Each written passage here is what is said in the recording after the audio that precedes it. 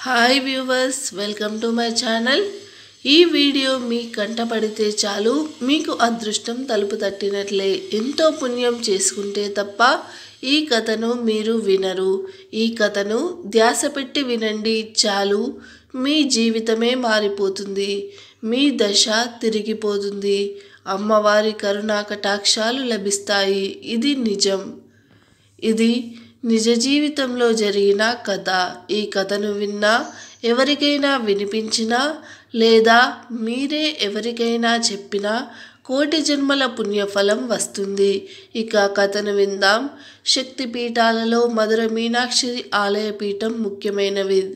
అందమైన నేత్రాలతో ఒకే ఒక మరకత శిలతో అమ్మవారి విగ్రహం చెక్కి ఉంటుంది. ఆకుపచ్చ నీలం కలగలిపిన మరదకుమణి శరీర కాంతి అమ్మ ప్రత్యేకత. మధురను పాలించే పాండ్య రాజులంతా మీనాక్షిని ఆడపడుచుగా, కులదేవతగా ఆరాధిస్తారు. దేవి భాగవత పురాణంలో మణిద్వీపం వర్ణనల ఆ ఆలయాన్ని పాండ్యరాజులు నిర్మించారు. చతుష్ట షష్ఠి కళా నిలయమైన మీనాక్షి రాత్రి వేళల్లో ప్రాణహింసకు పాల్పడేది. ఆమెను శాంతింపచేయడానికి దేశం మొత్తం మీద వేద పండితులు, ఋద్వికులు పిలిపించిన పాండురాజులు యజ్ఞాలు, యాగాలు, పూజలు, జప హోమాలు అన్నీ చేయించారు. కానీ ఆ పూజలు చేసిన వారినే కబలించింది అమ్మవారు. చేసేది లేక నిస్సహాయంగా ఉండిపోయిన పాండ్యరాజులు సూర్యాస్తమయం అయ్యాక నగరంలో ఎవ్వరూ తిరగకూడదు అంటూ నిషేధ ఆజ్ఞలు విధించారు. నా మాట ధిక్కరించి ఎవరైనా బయటకు వస్తే ఆ అమ్మవారి కోపాగ్నికి ఆహుతి అవ్వాల్సిందే. అక్కడ క్షేత్రపాలకుడు అమ్మవారి భాగమైన సుందరేశ్వరుడు అనగా శివుడు కూడా అంతా చూస్తూ ఉండిపోయాడు. దేవేరి ప్రవృత్తి మార్చడానికి ఏమీ చేయలేకపోయాడు. తన శరీరంలోని అర్ధభాగమైన అమ్మవారిని అవమానిస్తే తనని తాను అవమానించుకోవడమే అని భావించాడు. అలాంటి సమయంలో మధురలో అడుగుపెట్టారు ఆదిశంకరాచార్యులు. ఆదిశంకరాచార్యులు అత్యంత భక్తి శ్రద్ధలతో ఆహ్వానించిన పాండ్యరాజులు సకల మర్యాదలు చేశారు. అయితే ఈరోజు రాత్రి తను మధుర మీనాక్షి ఆలయంలో ధ్యానం చేసుకుంటాను అన్న ఆదిశంకరాచార్యుల మాట విని పాండ్యరాజు వణికిపోయాడు. వద్దు స్వామి, వద్దు. మేము చేసుకున్న ఏ పాపమో ఏ శాప ఫలితమో చల్లని తల్లి రాత్రివేళ తాపస శక్తిగా మారి కంటికి కనిపించిన ప్రాణిని బలి తీసుకుంటుందని రాజ్యంలో జరుగుతున్నదంతా కూడా చెప్పాడు రాజు. అంతా విన్న శంకరాచార్యులు సన్యాసులు, గృహస్థులు భిక్ష స్వీకరించే వరకే ఉండాలి, కానీ ఆ ఇంట ఉండరాదని చెప్పి జగన్మాత ఆలయానికి వెళ్తాను, అడ్డు చెప్పొద్దు అని అన్నారు.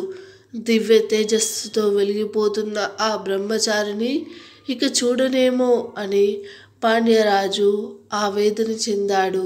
ఆదిశంకరాచార్యులను ఆలయంలోనికి తీసుకుని వెళ్ళి తిరిగి రాజు అంతఃపురానికి వెళ్ళాడు. పాండ్యరాజుకు ఆ రాత్రంతా నిద్రలేదు. యువ సన్యాసి నీ అమ్మవారిని బలి తీసుకుంటుంది, ఆ పాపం నా వంశాన్ని పట్టి పీడిస్తుందని బాధపడ్డాడు. చీకటి పడింది. గర్భగుడికి ఎదురుగా ఉన్న విశాలమైన మండపంలో పద్మాసనం వేసుకుని ఆదిశంకరాచార్యులు ధ్యానంలో కూర్చుని ఉన్నారు. గర్భగుడిలో అత్యంత ప్రశాంతంగా కరుణారసాన్ని కురిపిస్తున్నట్లు ఉంటుంది. అప్పటి వరకు అక్కడ వాతావరణం ప్రశాంతంగా ఉంది. ఉన్నపాటుగా ఆలయంలోని గంటలన్నీ వాటంతట అవే మోగసాగాయి. ఆలయం మొత్తం దీపాలు వెలిగాయి. గర్భగుడిలోని అమ్మవారు మెల్లగా లేచి నిల్చుంటుంది. అర్ధనారీశ్వరుడు వైపు తిరిగి నమస్కరించింది. అడుగులో అడుగు వేస్తుంది. ఇంతలో ఎదురుగా విశాలమైన మండపంలో ధ్యానం చేస్తూ ధ్యాన సమాధిలో ఉన్న యోగిని గమనించింది. ఎవరితను? ఇంత తేజస్సుతో బాల శివుడులా ఉన్నాడు ఏంటి? తనని చూస్తే అమ్మ ప్రేమ పెళ్ళి బుక్కుతుంది. ఏంటో అని అమ్మవారు తనకు తానే ప్రశ్నను సంధించుకుంది. కానీ ఇదంతా గర్భగుడి దాటే వరకే. మరుక్షణం ఒక నీడలాంటి రూపం ఆమెను ఆవహించింది. సాత్విక రూపం పోయి మహాకాళి స్వరూపంగా మారిపోయింది. అప్పుడే కళ్ళు తెరిచిన ఆదిశంకరాచార్యులు అమ్మవారిని కళ్ళారా చూశారు. తల్లి ఎంత అందవిహీనంగా ఉన్నా పిల్లలకు అందంగానే కనబడుతుంది అన్నట్లు ఆదిశంకరాచార్యులు అమ్మవారిని చూసి మాతృమూర్తిగా భావించి స్తుతించడం మొదలుపెట్టాడు. ఆదిశంకరాచార్యులను కబలించేందుకు అడుగులు ముందుకు వేస్తూ వస్తున్న మీనాక్షి ఆ శ్లోకం విని చటుక్కున ఆగిపోయింది. మీనాక్షి కొలువైన క్షేత్రం ఎంత అద్భుతమైనదో శ్లోకం రూపంలో చెప్పాడు ఆదిశంకరాచార్యులు. అప్పుడు ఆలోచనలో పడిన అమ్మవారు ఎదురుగా ఉన్న ఆదిశంకరాచార్యులను, నువ్వు ఎవరు? నేను సంహారం చేసిన సమయంలో నువ్వు ఇక్కడ ఏం చేస్తున్నావు? అడ్డు తొలగు అని అమ్మవారు అంది. నువ్వు నాకు ఆహారం అవ్వాల్సింది, కానీ నీ వాక్కు విని ఆగిపోయాను అని మీనాక్షి అమ్మవారు చెప్పింది. అమ్మవారికి సాష్టాంగ దండ నమస్కారాలు చేసి ఆదిశంకరాచార్యులు అమ్మా శాంభవి చంద్రమౌళి రవల అంటూ స్తుతించారు. కరిగిపోయిన తల్లి నీకు ఏం వరం కావాలో కోరుకో అంది. అమ్మా నాతో పాచికలు ఆడతావా? పసిపిల్లవాడు అడిగినట్లు అడిగాడు బాలశంకరుడు. తప్పక ఆడతాను నాయనా, కానీ ఆట అన్నాక పందెం ఉండాలి కదా, అందుకే ఒక నిబంధన పెడతా అని అంది మీనాక్షి. నేను ఓడిపోతే నా భర్త ఆజ్ఞ మేరకు నేను సంవత్సర కాలం నడుచుకుంటాను. నువ్వు ఓడిపోతే నేను వేసే ప్రశ్నలకు వివరంగా విసుక్కోకుండా సమాధానం చెప్పాలి అంది. ఆ ప్రశ్నలకు సమాధానంగా వచ్చినదే దేవతా సూత్రాలు, కవచాలు, సహస్ర అష్టోత్తర శతనామావళి సూత్రాలు. అమ్మా, ఆటలో నువ్వు ఓడిపోతే ఈ సంహార కార్యక్రమం ఆపివేయాలి. నేను ఓడిపోతే మొదట నేను నీకు ఆహారం అవుతా అన్నాడు ఆదిశంకరాచార్యులు. అదే సమయంలో పరమేశ్వరుడి నుంచి ఒక కాంతి కిరణం మెరుపులా వచ్చి ఆదిశంకరాచార్యునిలో ప్రవేశించడం ఆ తల్లి గమనించలేదు. తరువాత పాచికలు సృష్టించిన అమ్మవారు, చిన్నవాడివి కదా, ఆట మొదలుపెట్టు అంది పరమేశ్వరుడితో. తప్ప మరి ఎవరితోనూ పాచికలాడని తల్లివి, సాధారణ మానవుడైనా నాతో ఆడడానికి అంగీకరించావు. అందుకని ఈ రాత్రి జరుగుతున్న వర్తమాన కాలం చాలా విలువైనది, మహత్తరమైనది అన్నారు ఆదిశంకరాచార్యులు. నిన్ను స్మరిస్తూ ఆడుతాను తల్లి అంటూ ఆట మొదలుపెట్టాడు శంకరాచార్యులు. సృష్టి స్థితి లయలను నేను నిర్వహించగలనన్న గర్వంతో ఉన్న ఆ తల్లి కళ్ళల్లో, చూపుల్లో, ఎరుపుల్లో అహం కనిపించాయి. విజయం నాదే కదా అని అంది మీనాక్షి అమ్మవారు. పరాజయం ద్వారా పొందిన అవమానం, దైవం యొక్క పాదాలను పట్టుకునేలా చేస్తుంది. అది మాత్రం విజయం కాదా తల్లి అన్నాడు ఆదిశంకరాచార్యులు. అప్పుడు భక్తి పారస్యంతో అమ్మవారికి మొక్కుతూ అమ్మవారు దిగ్భ్రాంతి చెందింది. నాయనా, నీ ప్రతి అక్షరం కూడా ఒక కవిత్వమే. ఆ ప్రతి కవిత స్తోత్రమే. ఆ స్తోత్రం ప్రతిదీ శృతి సమ్మతమే, వేదమే. వేదవాణి అయి అలవారుగాక అని దీవించింది. ఆట పూర్తయ్యే వరకు గుడిలోనే ఉంటానని చెప్పి వెనక్కి వెళ్ళి తను స్థానంలో అమ్మవారు కూర్చుంటుంది. ఆ క్షణం ఆమె శాంత స్వరూపిణిగా మారి యోగిని ఓడించకూడదు అని అమ్మలాగా ఆలోచించింది. అదే శంకరాచార్యుల తొలి విజయం. ఇదే సంహారానికి వెళ్తున్న అమ్మవారిని వెనక్కి పంపించి మళ్ళీ శాంత స్వరూపిణిగా మార్చారు. వరుస శ్లోకాలు చెప్తూ స్తుతిస్తూ ఆట తెల్లవారి వరకు సాగింది. అప్పటికే తేరుకున్న మధుర మీనాక్షి కాసేపట్లో సూర్యుడు వచ్చేస్తాడు, నేను ఓడిపోతే సంహారం ఆపేయాలి అంటూ ఆట మీద దృష్టి కేంద్రీకరించింది మీనాక్షి అమ్మవారు. కుండలిని యోగ శ్లోకాలు సహస్రనామాలతో స్తోత్రం చదువుతూ పాచికలు కదిపారు. దూరంగా శివభక్తుల రాక, నమ్మక చమకాలు, అమ్మవారి సుప్రభాతాలు, గానాలు ప్రారంభమయ్యాయి. నాయనా, చివరి బంధం నాది, నా పావులన్నీ మద్ది విడిలో వచ్చాయి, నేను గెలిచాను అంది అమ్మవారు.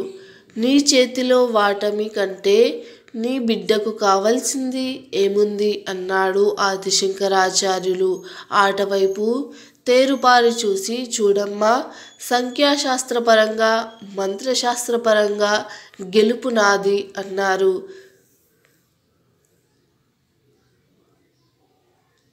నవావరణలతో కూడిన శ్రీచక్ర రూపం, శ్రీచక్రంలోని ఉగ్ర బీజాలు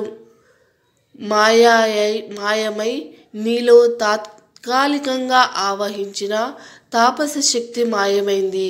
శ్రీచక్రం నీ దేహం అయితే సహస్రనామావళి నీ నామం. నీ అపార కరుణతో ఈ రాత్రంతా నా తపశక్తిని ధారపోసి నేను ఏర్పరిచిన ఈ శ్రీచక్ర రాజ్యాన్ని నీవు తిరస్కరిస్తావా? నీవు చేసిన ఈ సృష్టిని, ఈ ఉనికిని అర్ధరహితమని నిరూపిస్తావా?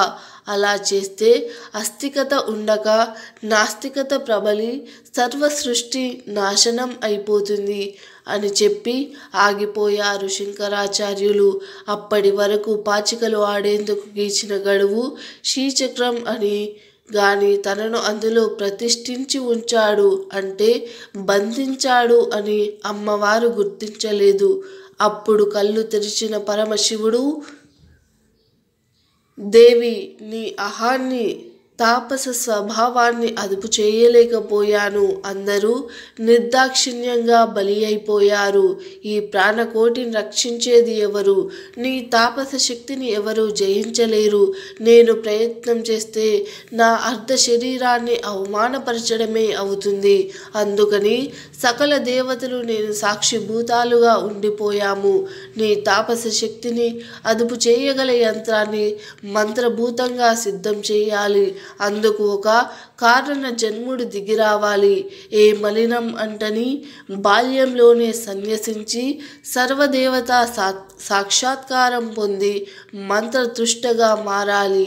నీ అనుగ్రహానికి పాత్రుడై నిన్ను తన మాతృ ప్రేమతోనే జయించగలగాలి. అందుకే ఆ సమయం కోసం వేచి ఉన్నాను. ఇతడు నా అంశతో జన్మించిన అపర బాలశంకరుడు. నిరాడంబరముగా సాగించిన అతని పర్యటన యొక్క ఉద్దేశం అతని హృదయానికి పరమశివుడైన నాకు మాత్రమే తెలుసు అన్నాడు శివుడు. ఆ మాటలు విని అమ్మవారు ముఖం శాంతితో చోటు చేసుకుంది. ఆలయం రాత్రి ఏం జరిగిందనే భయంతో పాండ్యరాజు తెల్లవారేసరికి పరుగులు తీశాడు. అక్కడ కనిపించిన దృశ్యం చూసి ఆశ్చర్యపోయాడు. శ్రీచక్రానికి కాస్త దూరంలో నిల్చున్న పార్వతీ పరమేశ్వరులను స్తుతిస్తూ ఆదిశంకరాచార్యులు కనిపించారు. అప్పుడు పరమేశ్వరుడు, ఆదిశంకరుల శ్రీచక్ర ప్రతిష్టతో మీ ఇంటి ఆడపడుచునైన మీనాక్షి ఇక రాత్రివేళ తాపశక్తిగా మారదని పాండ్యరాజుకి అభయమిచ్చి మాయమయ్యాడు. అందుకే శ్రీచక్రాన్ని దర్శించినా స్మరించినా యోగ్యమైన అర్హత ఉన్న వారికి సర్వ కోరికలు నెరవేరుతాయి. ఆదిశంకరులు చిత్రించిన ప్రాణప్రతిష్ఠ చేసిన శ్రీచక్రం మధుర మీనాక్షి ఆలయంలోకి వెళ్ళి ప్రతిష్ఠితమైపోయింది. అందుకే ఈ ప్రాంతంలో ఏదో ఒక దివ్యశక్తి ఆవహించినట్టే ఉంటుంది. ఈ కథ ఎవరికైనా చెప్పినా విన్నా కోటి జన్మల పాపాలు తొలగిపోతాయి. ఈ వీడియో నచ్చితే లైక్ చేయండి, కామెంట్ చేయండి.